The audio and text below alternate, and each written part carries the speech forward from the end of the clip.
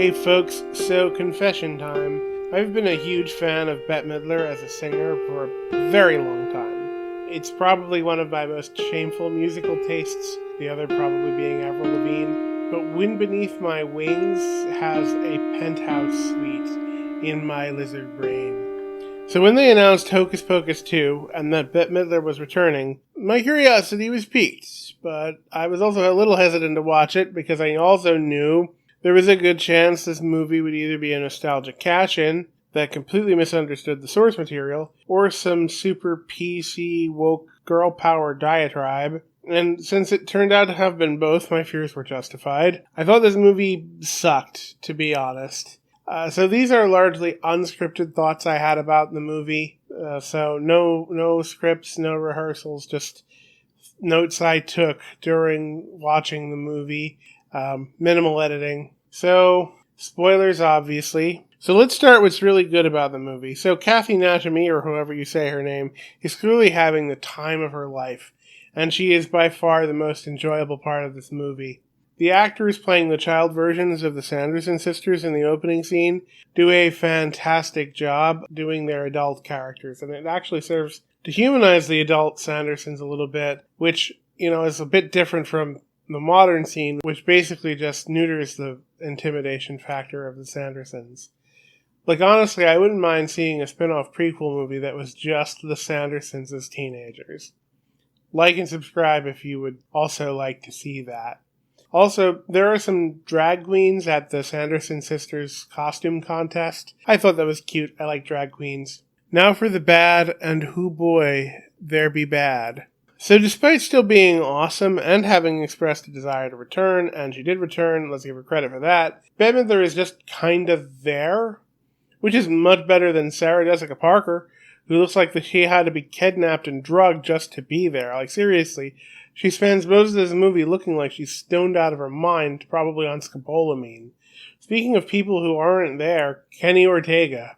It's clear just how much of the soul of the original movie was his direction. At least Doug Jones came back, but his portrayal is so different here from the last movie. I had to look up the cast to see that it was the same guy. He honestly reminds me a lot more of the Necromancer from Legacies than he did his original character. And his makeup looks worse 30 years later somehow. And in general, the effects and designs in this movie are all pretty awful, as is the cinematography. It all looks like a cheap Disney Channel original movie.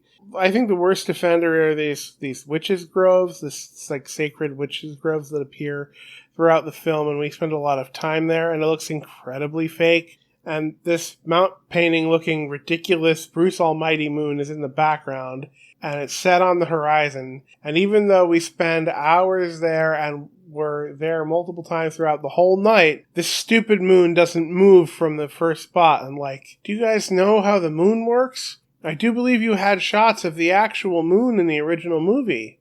The music also sucks. I gotta say, the first time I heard that classic Hocus Pocus theme, I was so pumped, but the actual songs they sing are completely forgettable, both the original songs and a cover of Blondie that violently clashes with the tone of the rest of this movie. There is another really bad example of music in this that gets its own section. But this stuff is mostly aesthetic. Movies are mostly built around plot and characterization, and both of those suck too, being full of retcons and plot holes.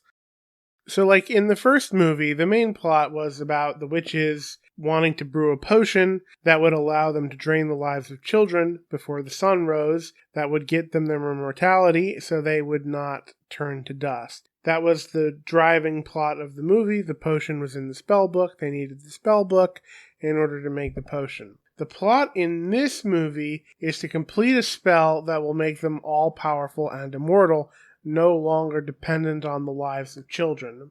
And all it costs them is losing the thing you love most. Where is this spell located? Is it in some kind of secret crypt hidden with curses? No, it's in Winnie's grimoire. Was there any reason they couldn't use it before? Well, they promised their witch teacher and the book that they wouldn't. And we do learn that binding magical contracts exist in this universe, but Winnie then immediately overpowers the book. We don't even know if there was a contract on her promise not to use it.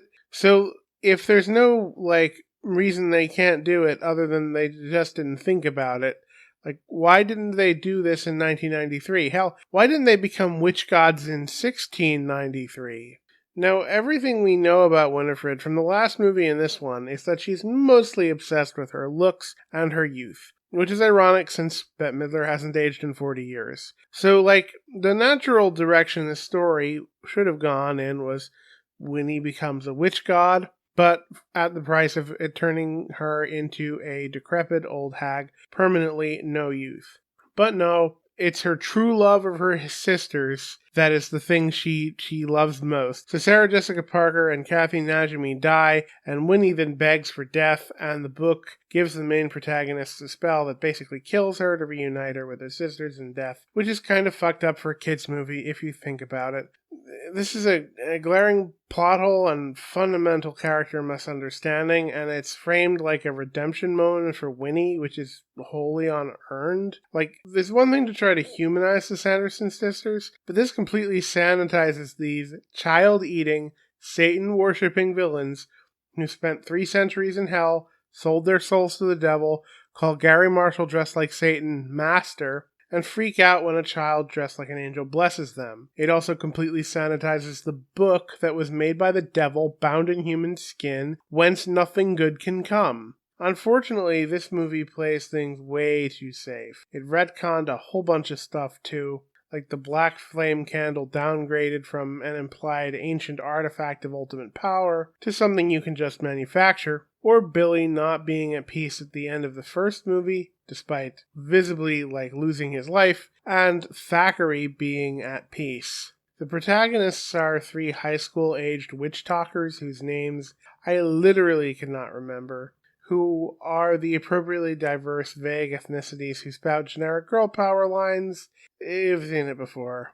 The girls are allegedly bullied for being into what's basically Wicca but never called that, which makes no sense in Salem, and the textual evidence is pretty weak. So this movie is basically satanic witches being taken down by local Wiccan girls. So Scooby-Doo is creeping into my life even when I'm not doing one of my Scooby-Doo month specials this week. But the thing that pissed me off the most about the movie, a thing I couldn't stop thinking about since it played, was that there's a song played under the first modern scene as we get our establishing montage of Salem. It sounds so much like Lovecraft's Straight to Hell, a song written specifically for Netflix's Chilling Adventures of Sabrina series, with just the lyrics changed and maybe a little bit of the music changed here and there, which only makes me want to associate this movie with Sabrina. 2 problems with that.